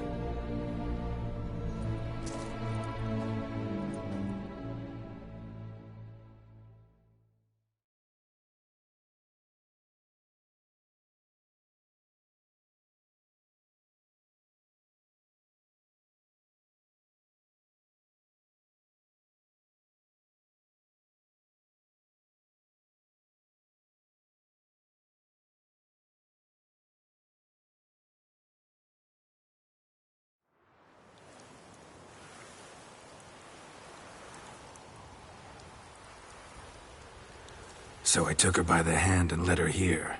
Seemed the only sensible place for her. You did the right thing, sir. She should recover quickly here. I'm deeply pleased, finally, to make your acquaintance, sir, though I do regret the specific circumstances. In all the commotion, I fear I neglected to introduce myself. I'm Barnabas Basilfolti, and by order of the Duchess, I am to serve as your major domo at Corfo Bianco. Nice to meet you, Barnabas Basil. Love to talk more, but got urgent matters to attend to. While I'm gone, please make sure she gets everything she needs. Don't worry, sir. I shall see to everything. She is safe here and in good hands. She'll soon be back on her feet. Might actually take a while. She hadn't eaten anything in over 100 years when I found her. Horrid. Whatever brought this about? It's all over. That's what matters. Let's now focus on taking care of Marlene. Naturally. I shall see to it.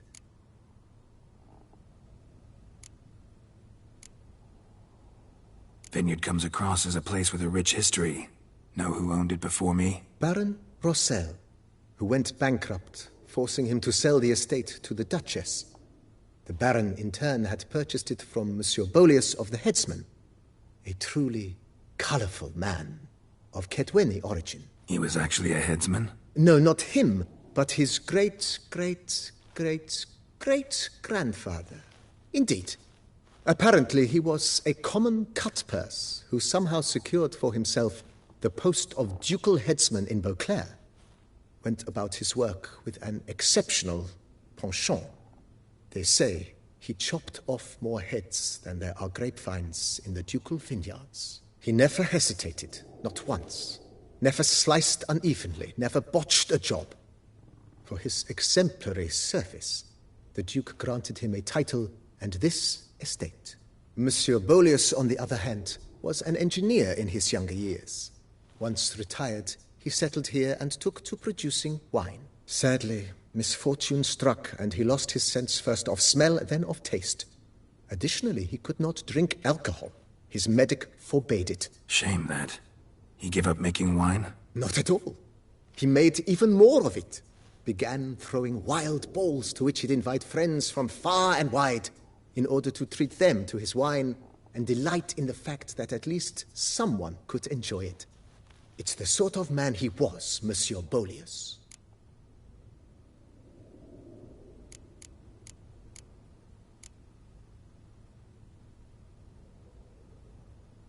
Thanks. Gotta get back to my business now. See you soon.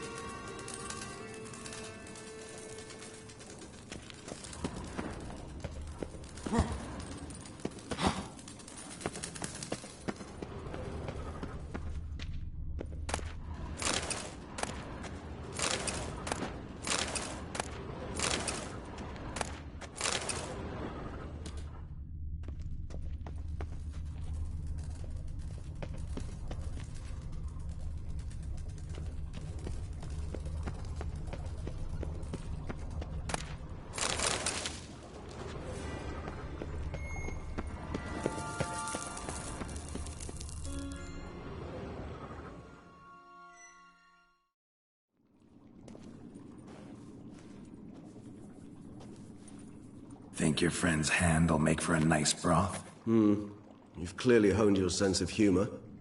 But we are not cannibals, Geralt. I took a fragment of tissue from their hand. It will suffice to prepare some resonance. What did you do with the rest?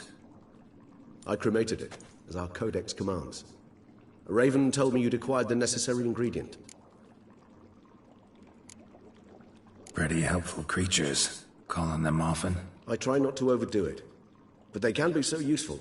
As they were now, when I merely needed to be sure I could arrive in time should things go sour. Managed fine alone, but thanks for the thought.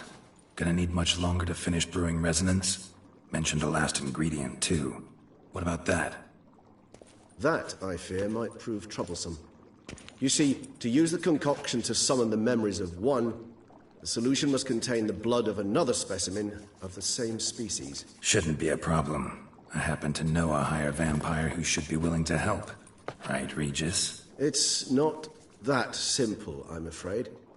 While you were away, I tried my damnedest to identify a replacement, but alas, none such exists. Not sure I understand what the problem is. Can't we just draw some of your blood? The blood must be in an agitated state. As I'm certain you know, higher vampires can change their corporeal shell. As our flesh changes, so does our blood's chemical composition. To make a long story short, I shall need to induce in myself a state of strong psychokinetic arousal. In brief, madness, rabidity. And that stands to be very, very dangerous. Dangerous? Why? I mean, you'll still be you, right? True. But I should be highly agitated, in a state of fury. You know better than I that fury cannot be controlled. If you've ever seen an enraged vampire, you know very well that all who find themselves nearby will be in grave danger. How will we handle that? I'd rather not have you lunge at me, claws extended. That makes two of us. But worry not. I've thought it through very thoroughly. Details to follow soon. All right. So what do you want to do? We shall visit Tesha Mudna, an ancient vampire estate. There we will find cages suspended in the air. I will enter one, be confined. You will lure beasts there. Beasts you will then kill. The bloodletting should prove profuse. Abundant enough so that the blood scent will drive me mad. Wild. Tesha Mudna. What's it like? It is a place of torment. A torture chamber. Long ago, shortly after we'd arrived in this world, one among us named Kagmar developed such a taste and lust for human blood that in one night he could imbibe an entire village. This brought trouble on the entire species. Common folk wearied quickly of living in constant fear. They began to hunt us, seek the aid of mages and witches in tracking us down. So what? Not like they could ever hope to kill you. But they were bothersome. Forgive the comparison, but when did you last enjoy mosquitoes buzzing around your head? In any case, the other vampires decided something had to be done. Kagmar had to be caught and punished. A torture chamber was thus outfitted in the dungeons of Tesha Mudna.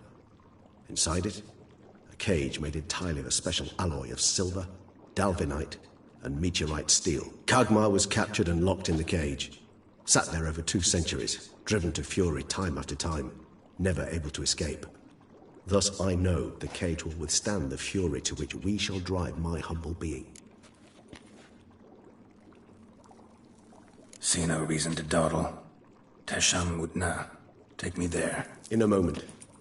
Just one last thing.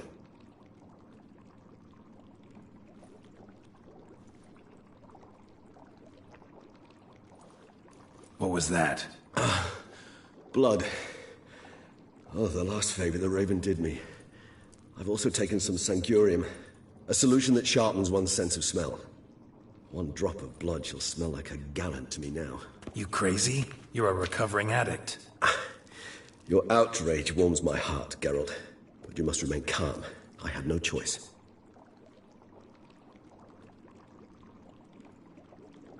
As things stand, the die is cast.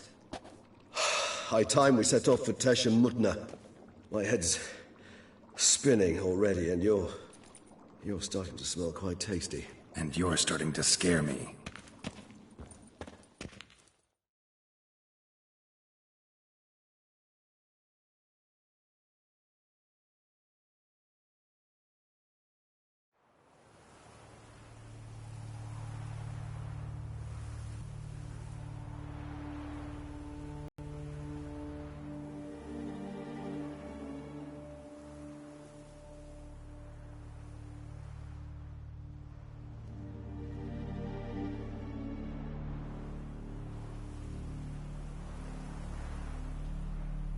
We have arrived. The sacrificial chamber of torture and torment lies underground.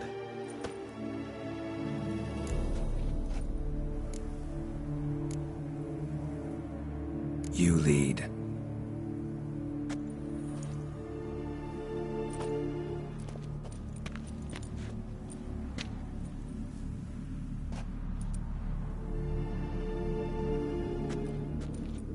Scurvers must be getting close to their feeding ground. Correct. I told you there'd be danger.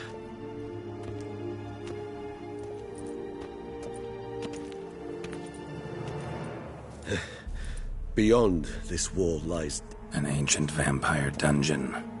Seen a lot of things in my time. Nothing quite like this, though. I feel honored. A man with such a wealth of experience, yet I'm about to show him something new. Now, to open it.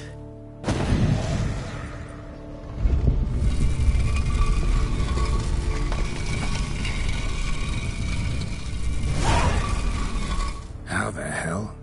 It's an ancient form of protection against unwanted guests. The mechanism which releases the latch reacts only to a higher vampire's blood. Tricky mechanisms, a vampire hideout.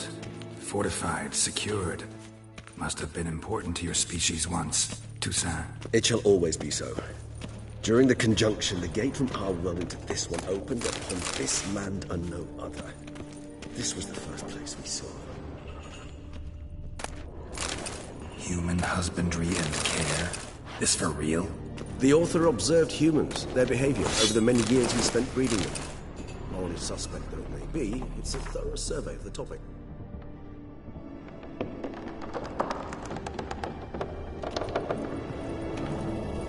This place. There's evil here.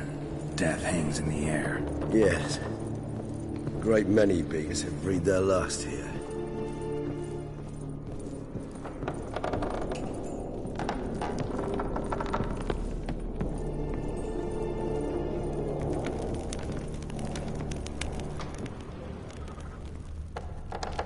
Glyphs are carved into the rock. Coated with blood used to be. They mean something?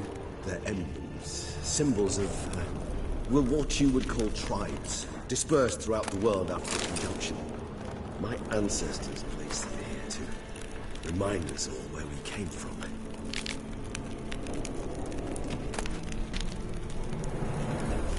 Seems your kind assembled a peculiar little library. Indeed. Though I personally did not lay a hand to it.